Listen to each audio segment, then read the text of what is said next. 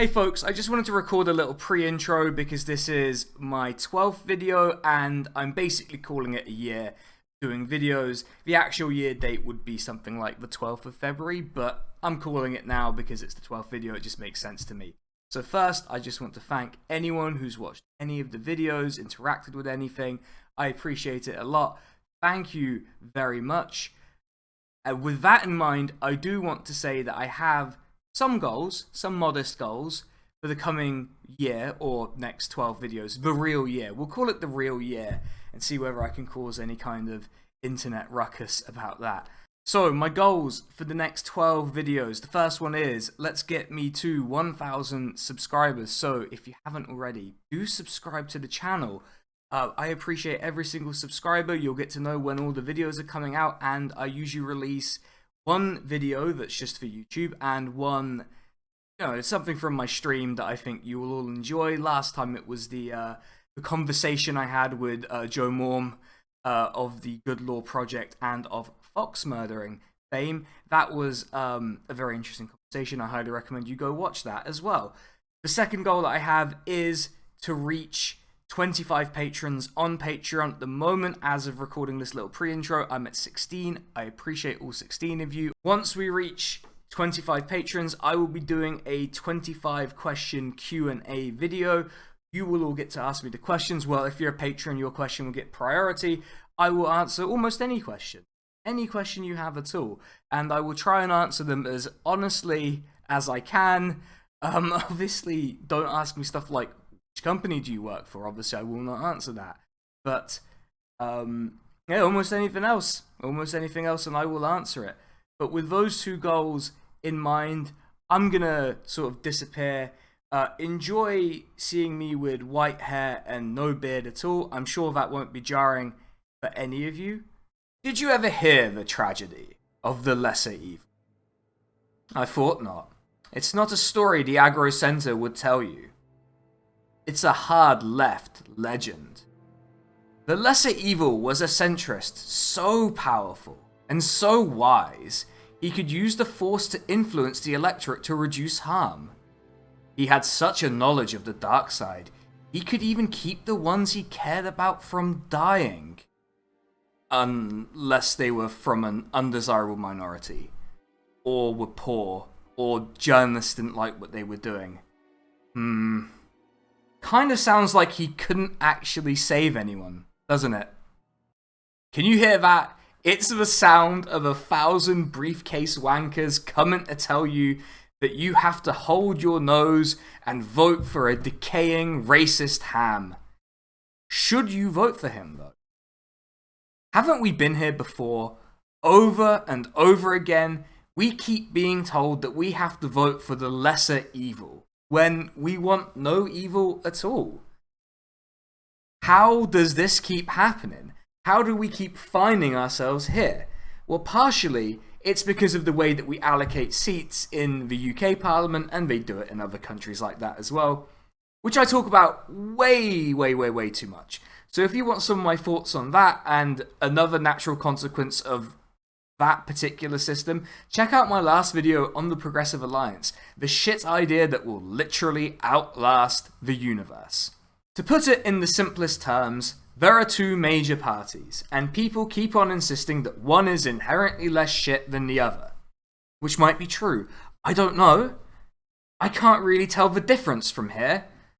So that's why I'm going to do this video with this stupid hair dye, and try to work out whether that's actually the case, and whether the lesser evil is actually worth it on balance, or whether it just validates evil generally and means we're fucked.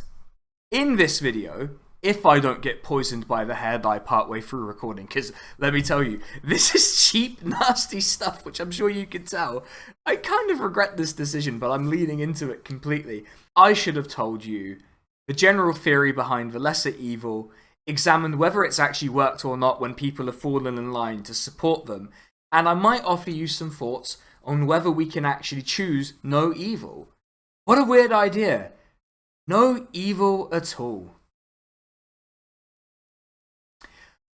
Anyway, let's get started. The theory.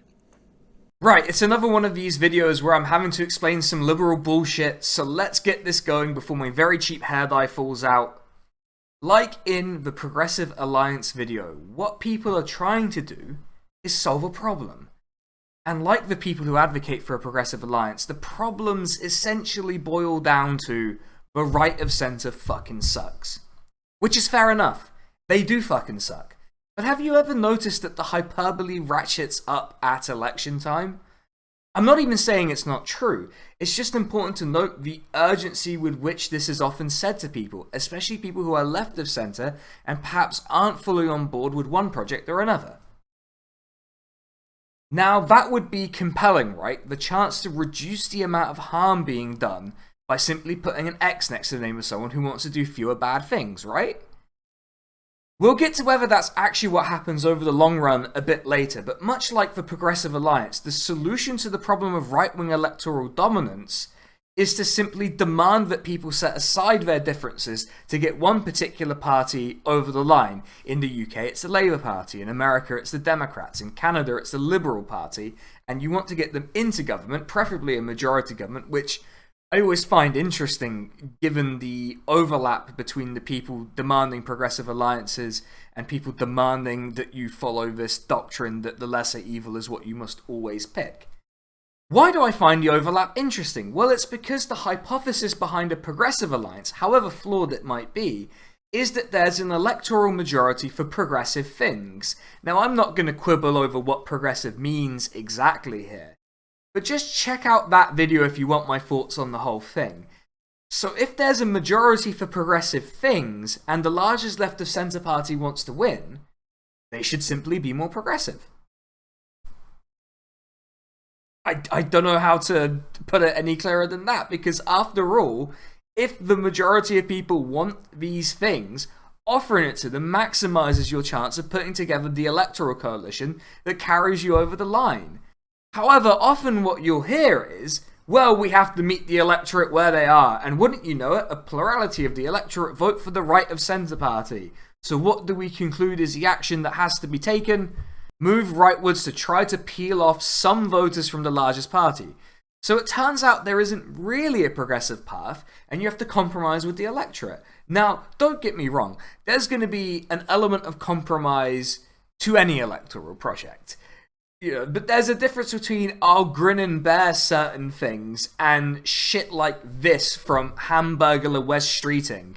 I understand why we get to a point where they, especially when you see some of the ways in which, it reminds me, I think sometimes when people are thinking about what's the answer on trans rights, things like changing language around breastfeeding or talking about parents instead of mothers, it's unnecessary erasure of language and identities, and I think people have got to be sensitive to that.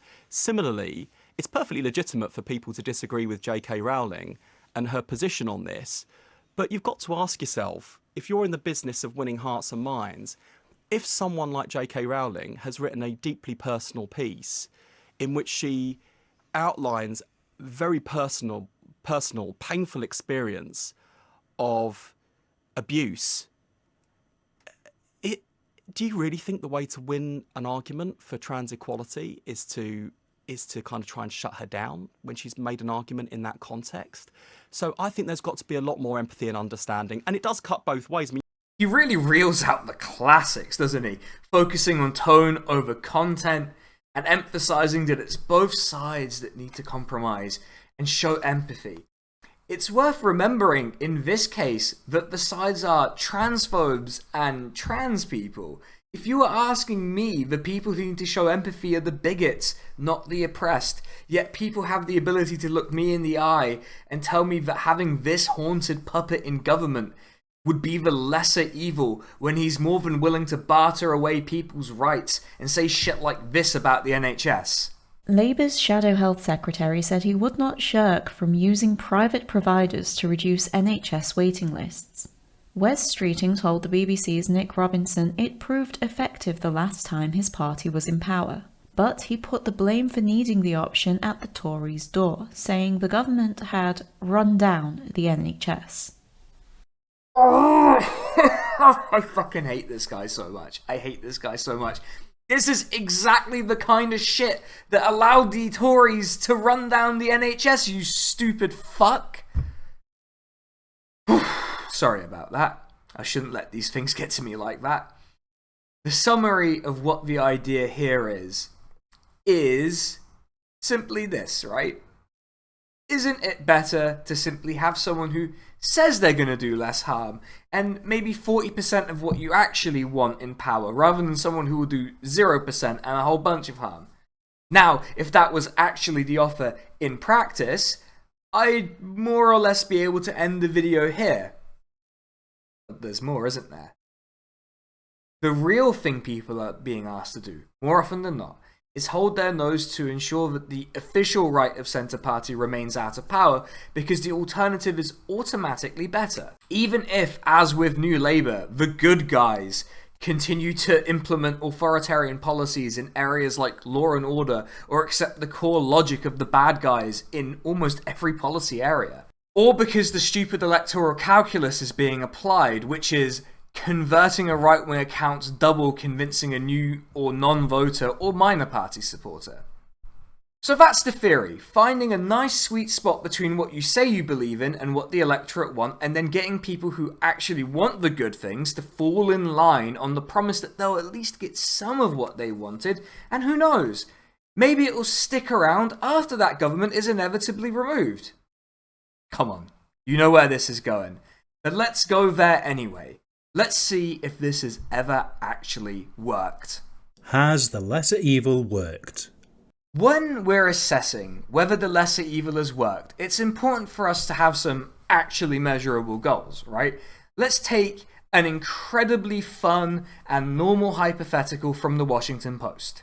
Imagine an election where the only options are Queen Cersei from Game of Thrones and Sauron, the Dark Lord from Tolkien's Lord of the Rings. Cersei wins, she'll kill many innocent people and oppress others, but she'll leave much of the population more or less alone, as long as they don't openly oppose her or threaten her family in any way. If Sauron wins, he will kill far more innocent people and make the survivors his slaves. So the first objective is that measurably less evil has to take place when compared to the hypothetical Sauron or Palpatine or, I don't know, Baron Harkonnen, I guess. Presumably, the actual choices that we face in real life are less cartoonish, but I can see why, if you looked at some of the weird and wonderful things going on at the moment, you might not think so. We're expecting a little bit of evil, a tolerable amount of evil, and maybe some of that evil is done to specific groups, maybe it's not, but the comparative amount should be sufficiently low so that we can justify it in comparison to the gains made. Have we done this before? Has the UK or any other country elected a figure who was considered the lesser evil, imperfect, but better than the other guys? While it's hard to suggest anyone who won as comfortably as him would have needed the barracking and cajoling of the lesser evil argument, freshly knighted Wraith and aging hard rock tribute band member Tony Blair and his successor gold-selling expert Gordon Brown represent the UK's last experiment with lesser evilism in government. Now, there's a long thread by John Stone, a rare competent journalist in the UK, which is a pretty detailed list of all of this nonsense that this government got up to. But as you'll see, I could only pick out a fraction of them, because as much as you might like me to, and I might even enjoy it a little bit, these videos can't last forever. So I've put a link to John's thread in the description if you'd like to read that at your own pace and in your own time. A lot of the things you're going to see weren't reacting to the actual attitudes of the general public at the time. But if you're familiar with the trajectory of the UK since the New Labour government left office, you'll absolutely see where most of the egregious shit that went on since then got its origins, and how public opinion was led by the so-called lesser evil. It's also worth noting the closeness between, particularly Tony Blair, and the UK's reactionary media. I won't be speculating too much as to whether that impacted the amount of evil they considered a necessary payoff for the things that they wanted to do to improve people's lives. Not that much of it stuck after 2010, but it leads us very nicely onto our very first example. Giles Clark, as Home Secretary, unveiled policy to name and shame people given ASBOs, including children as young as 10, through leafleting campaigns and passing their details on to the media. Some clarity for those who don't know. ASBO stands for Antisocial Behaviour Order. It was a component of New Labour's moral panic about young people. Basically, instead of prosecuting you for a given thing that you were doing, you'd be given a civil order that would restrict your behaviour in some way, and breaching it could land you in some more serious trouble down the road. It was seen as directly connected to young people, and it was an attempt to curb a bunch of behaviour which wasn't really that prevalent outside of the imagination of some fake tan dipshit in Essex.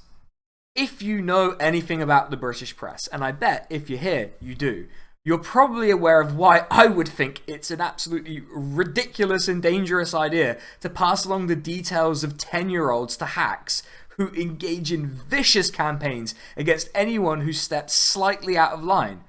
So, yeah. Good job we had a government that was so close to that machine that they were going to give people's details to them. Brilliant. This is already wearing me out. Then we have this wonderful bit of lesser evil done right after winning a landslide. Harriet Harman pushed through benefit cuts for single mothers in 1997, shortly after winning landslide, arguing they would help them back to work. Aside from the idea that a less generous welfare system encourages people to work being total horseshit, complete fucking bullshit, no data at all backing that up, by the way. This was another area where the New Labour government completely colluded with a moral panic. This time around, single mothers, and decided to just do what the fucking Tories would have done. Seriously, if you were a single mother in 1997, how would your life have been made worse by a Tory government when compared to this? It's a hypothetical, I know, and perhaps an unfair comparison, but you can see why people may not be so receptive to the idea of a lesser evil now. Then we move on to a bit of classic racism.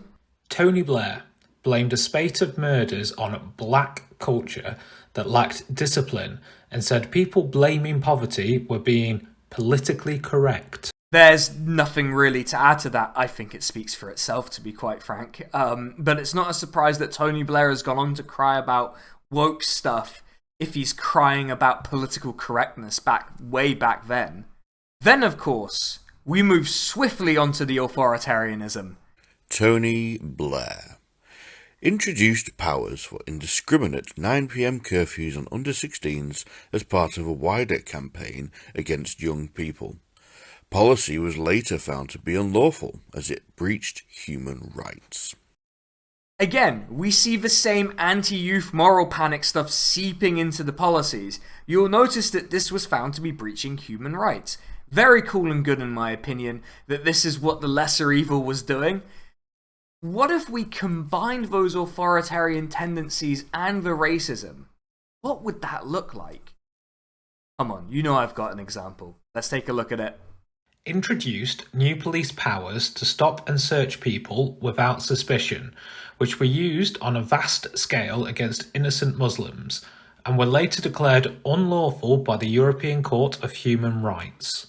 So we see authoritarianism and racism don't often stay apart, even when it's the lesser evil conducting it, and that once again, it's come to a court having to slap down the government for violating human rights.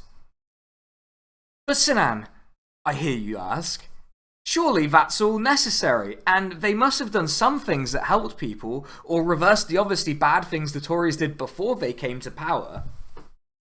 Come on. You know how this goes. Let's take a look at it. Labour ministers said they would consider only minor tinkering with Thatcher's anti-trade union laws. So, to put this into context, when the Labour Party came into power, the UK had some of Europe's most restrictive trade union laws.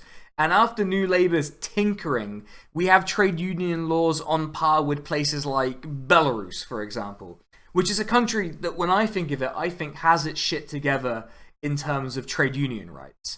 There's the lesser evil again, a party that was founded as the parliamentary wing of organised labour, not just refusing to reverse anti-trade union laws, but paving the way for them to be worse. There was no serious gain to be had from doing this. It was all downside, and it consolidated the worst of the governments that came before it. Now, I wouldn't be able to assess the New Labour years without a look at this wonderful occurrence. Downing Street falsely claimed Iraq could launch weapons of mass destruction in 45 minutes as a pretext to invade the country, which is still in chaos to this day. The disaster and frankly the crime that was the Iraq War has been spoken about over and over and over. It's not really something I have anything to add to as a conversation topic, but it's always worth remembering how batshit the claims were to justify the war, which leads us nicely onto this next one. Tony Blair sacked Jack Straw as Foreign Secretary for saying he wouldn't nuke Iran after George Bush complained. I mean, what do you even say to this?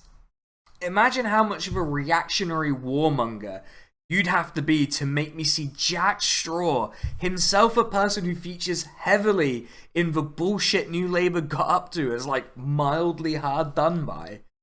Think about how abysmal the political instincts must have been at the time, that not wanting to nuke Iran was a sackable offence, while all of the other shit was just kind of fine, apparently. Not a big deal. Now, we've come to a real specimen of the New Labour era, David Blunkett.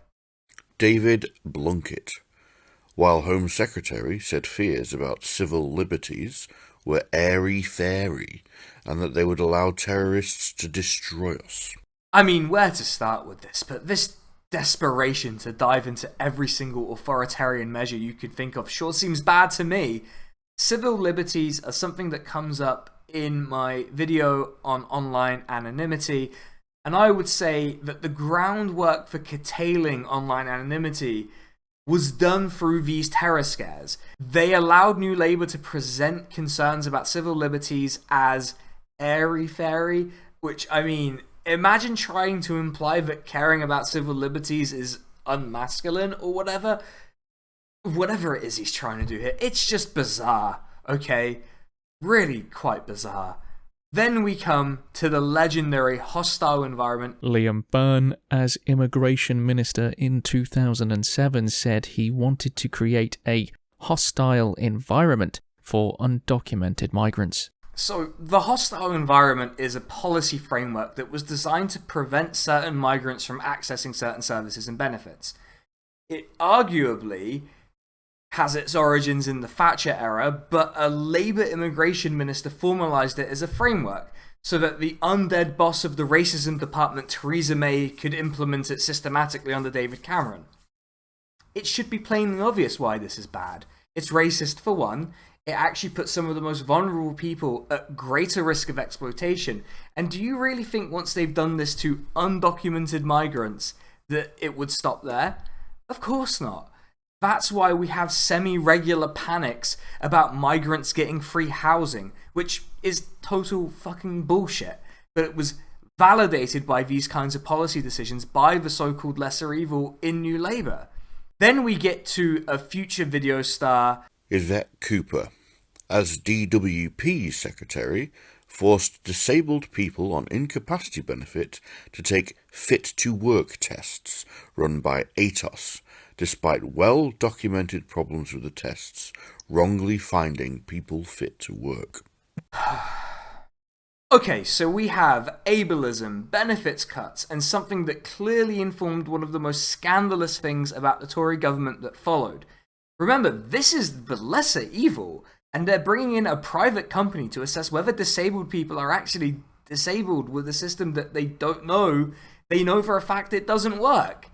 Again and again, it's just reinforcing regressive and reactionary narratives. Is it any wonder that the government that followed was as callous as it was, when this was its predecessor and this was the lesser evil? In fact, we can have a look at what this so-called lesser evil said just before the 2010 election, when the greater evil won, and when people really did push this line. Alistair Darling said ahead of the 2010 election that Labour would cut spending deeper than Margaret Thatcher and impose 2 parliaments of pain. Well, in fairness to him, we had 4 parliaments of pain, so that's good. Can we really be surprised that when you're explicitly not offering anything good, that the lesser evil argument falls flat? These are the same people who cry over and over and over about how this country needs a Labour government, and they come out with, oh, we're going to impose pain on you. It's no wonder they ended up losing to the greater evil. Fucking brilliant. Oh, and of course, there's always the small chance that the greater evil might end up doing something unexpected. Tony Blair tried to give the government powers to detain people for 3 months, 90 days, without charging them for any crime. He got as far as 28 days, and the coalition cut the limit to 14 days, where it remains. Awesome. Love to be outflanked by a government that engaged in social murder and stripped all of the achievements of 13 years of the lesser evil in about 6 months. Amazing work. Just brilliant. And no, I don't want to hear, but sure start. Who fucking cares? Literally no one outside of a few fucking nerds. I went on about the UK a little too much, but this exists in other countries too, and one particular country is currently running its own experiment with the lesser evil. And I think it's relevant. It's especially relevant for us in the UK because the model is the one that the UK Labour Party, who people will insist that the lesser evil will look at and try and imitate, and it will be the human sponge himself, Joe Biden. I won't review the whole 2020 US election, but Biden, for better or worse, it's worse, it's much worse, won the US Democratic primary and managed to just about beat Donald Trump in the election. That was despite a political record that indicated his promises and, reaching out to the left was a bit less than sincere. Just a tiny bit less than sincere. Biden had been a politician for a long time. And as this very annoying person said, I don't want to vote for Biden. It feels like voting for a Republican. But I'm gonna do it. You want to know why? Because the alternative is a fucking fascist. A fascist is a fascist. Which, would be a compelling argument if this hadn't been what was said over and over and over again. If you want to know what my money is on in 2024, miraculously the Republican candidate, who or whomever it may be, will also be a fascist. So too bad, you have to vote for Biden or Kamala Harris or whoever else the Democrats choose to vomit into the electoral arena. Now, when you're the US president, even abroad, you're expected to make some kind of impact. You're a news item, it's true. We hear stuff about them, that's just a fact. We do hear stuff about US presidents, and we have a vague idea of what they're up to. With Biden, it's been a bit quiet. And to be honest, sometimes when the US is getting less involved abroad, that's good. But now, partially, this is because he's bound by a system of government that's big on essentially not functioning until the very last second, which is a choice, and I respect it as someone who refuses to do any of his script writing until the last possible second, but I'm not a global hegemon. At least, not yet. We can look at 2 examples of some good things that Biden promised. Now, these were unambiguously good things that I would look at and say, you know what, fair enough for getting it done. Given my expectations are so low, I would be, I'd be happy. First is student debt forgiveness. In the UK, I'm lumbered with an obscene debt, but it's not quite as bad as it could be in, say, America. At least not yet. Biden promised to cancel $10,000 of each student loan. Now, he can't necessarily do it in a stroke of a pen, but he's in the most powerful office in the world, so surely something can be done. Well, the jury's out on that. But it looks like it'll be an unfulfilled promise the way things are likely to go. I want to remind you all of a particular favourite of liberals who demanded everyone backed Biden. The kids in cages. Now, I'm not saying that Biden is even as bad as Trump here, but look at this image. Does this look like a facility where you want kids staying in? If only there was some kind of simple solution, like simply letting people in, and finding a way for them to stay in decent conditions, not in these weird makeshift shanty towns. A lot of people in the US like to say, give Biden time. It's only been a short while, which is funny to me because the US is having midterm elections this year, and the word midterm kind of implies how far along we are. and illustrates how little has actually been done by the so-called lesser evil. So we know what the short-term effects are of choosing the lesser evil. The worst shit from the greater evil gets consolidated, and maybe you get a couple of crumbs, if they feel like getting around to it. Often these crumbs are consumed or taken away as soon as the greater evil comes back to government, as they inevitably will, because who would keep re-electing people who do nothing but bad shit?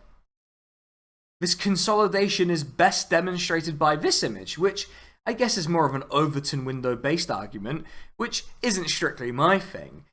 But it's hard to deny that the boundaries of acceptable electoral political debate, and that's the important word in there, electoral, is more limited as we keep going down this path. So you need to find other outlets. I'll offer some thoughts on that a bit later though. This also has a much more pernicious effect as time goes on. It allows right-wing ideologues who masquerade as leftists, think characters like the Labour right, people who desperately wanted Biden to win over soft Republicans, and the entire editorial staff at The Guardian. And each time they succeed, it justifies their idea that you need to compromise with an often imaginary electorate. If this was purely about winning, you would simply look at where public attitudes are and match them, right?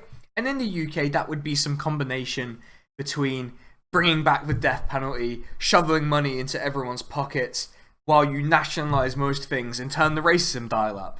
It's not an endorsement of all these things, but it's curious how the lesser evil advocates here only really push for socially regressive policies, well, against specific minorities, combined with fiscal conservatism, a program that pleases no one and only pisses people off in one way or another.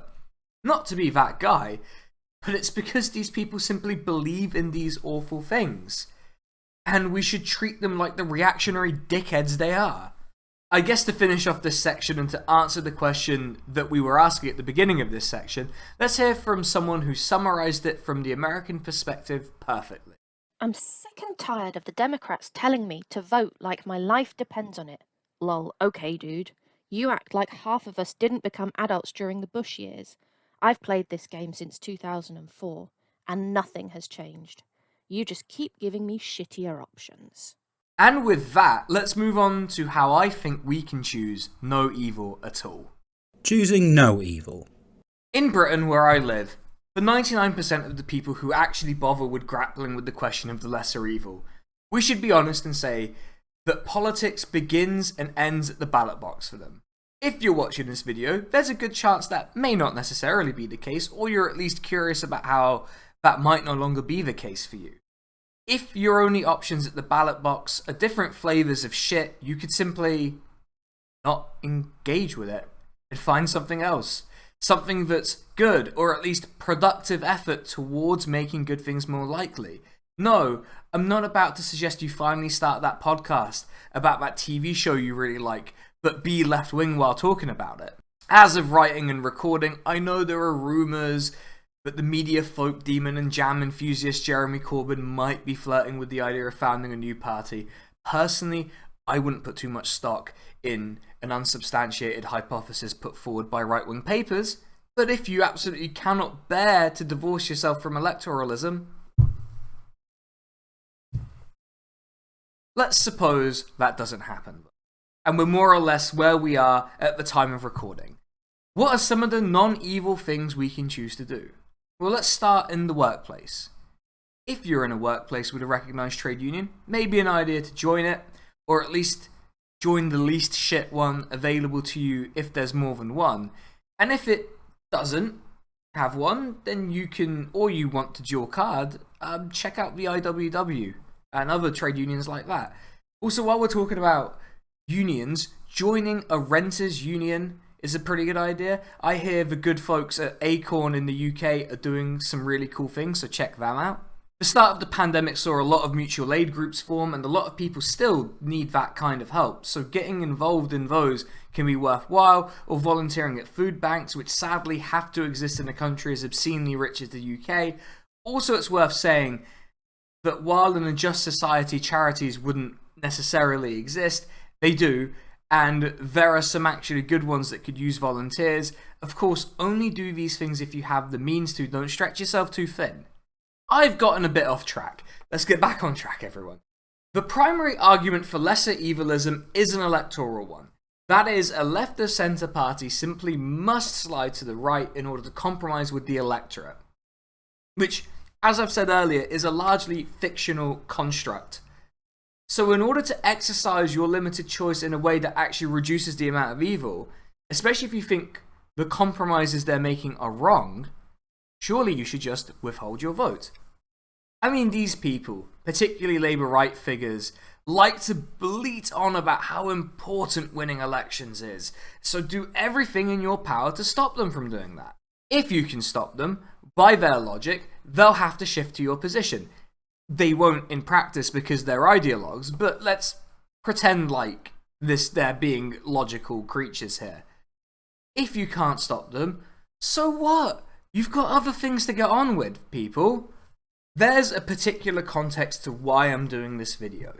The UK, which, for my sins, is where I live, is going to be facing exactly this kind of choice. And to be honest with you, the ham man has a non-zero chance of winning an election.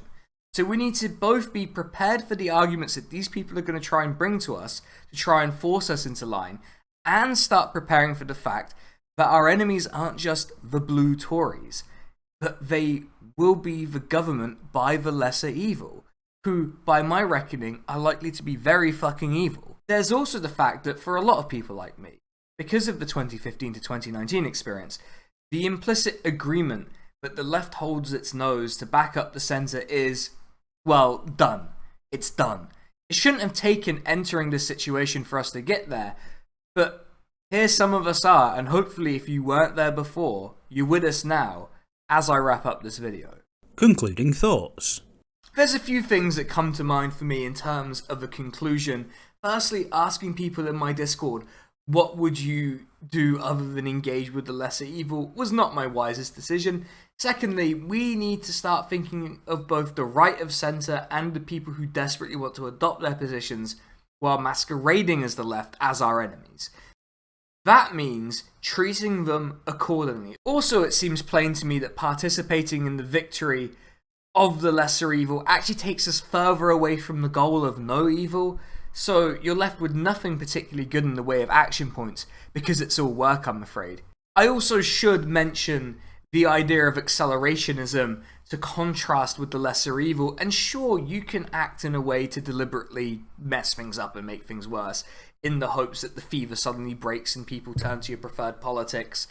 But given what I've laid out here, I don't see how I could justify, recommending the worse evil when compared to the lesser evil, given that the lesser evil does this kind of shit. I mean, you really think the greater evil is going to speed up the process for you? I'm not convinced. I'm not convinced, that's all. Ultimately, the lesser evil works to normalize the worst things about the greater evil and allows them to return in an even more explicitly evil form. I mean, just the week of recording, we had the ghoul Priti Patel reference the new Labour government as part of her justification for her decision to strip people of their citizenship. Would these things have been possible regardless of whether Labour had been in power or not? I can't say. But if the best argument you have is that it would make no difference in the medium to long term, why bother? Why shouldn't we do other things? Much to think about, I guess. I just want to shout out my patrons. We have a very crowded wall at the moment, but I particularly want to shout out Drone Riff, Mercutio, Nauseum, and Kersley Scheider. Thank you so much for your support. If you would like to have your name on the incredibly crowded wall, I'm going to need to find a different solution to thanking patrons. The Patreon is in the description. For as little as £1 a month, you will get access to a bunch of cool stuff. You'll get to see a few things before everyone else. If you go at the £2.50 or higher tier, you will get to see these videos a day early. You'll get to see early drafts of the script. You'll get to vote on what my next video is. You'll get access to the Discord if you're at £2.50 or above. There's a lot. There's a lot going on. It's just trust me when I say there's a lot, and you should check it out. And I would appreciate any and all support. And as I may have said in the pre-intro, I don't know if I'm going to keep the pre-intro, but if I did, I'll just repeat it. If I get to 25 patrons, I will do a 25 question Q&A where patrons will get to ask me all of the questions they want. Well, almost all of them. Don't be too personal about it. I also want to thank my proofreaders, Mick Wright and my partner. I also want to thank the people who lent their fantastic voices to this in no particular order. Mick Wright again, Tim, Nick, Sly, Jamie from Praxis Cast, Genus Unknown, aka Chrissy from Podcast of the Dead, Mr. Gump, Chloe from Com Radio, and Ponderful. I'm going to put links to all of their fantastic stuff down below. You should check them all out. They're all fantastic. With all of that out of the way, I'm going to try and figure out how to live with this or wash it out. Otherwise, I'm going to leave you all to get on with your day.